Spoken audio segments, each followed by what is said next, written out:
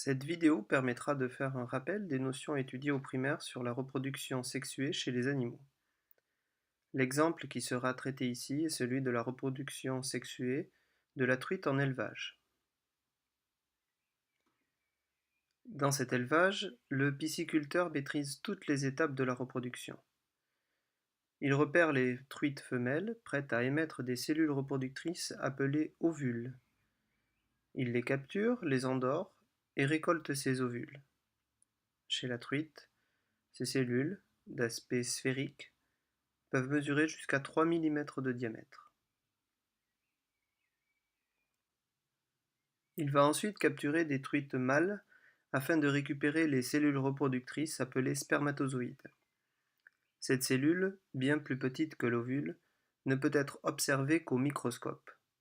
Elle présente une forme reconnaissable avec sa tête et son flagelle qui lui permet de se déplacer dans l'eau.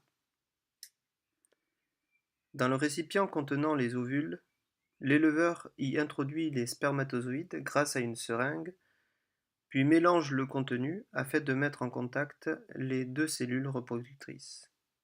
Ces cellules reproductrices mâles et femelles peuvent ainsi s'unir, c'est la fécondation.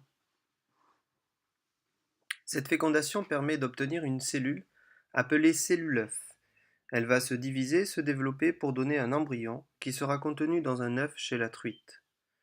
Au bout d'une vingtaine de jours environ, l'éclosion de l'œuf donne naissance à un alevin possédant une poche riche en réserves nutritives. L'alevin se développe et donne par la suite une petite truite. En bilan, la reproduction sexuée présente trois grandes étapes. Tout d'abord, l'émission des cellules reproductrices, ovules par les femelles, spermatozoïdes par les mâles. Ensuite, la fécondation, c'est-à-dire la rencontre et la fusion d'un spermatozoïde avec un ovule afin de donner une cellule œuf.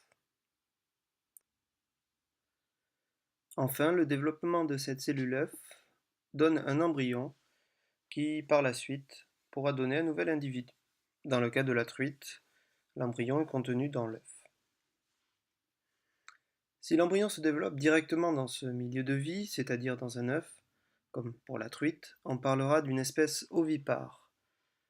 On a donc la truite qui en fait partie, mais aussi la grenouille, la poule, la tortue ou bien d'autres espèces.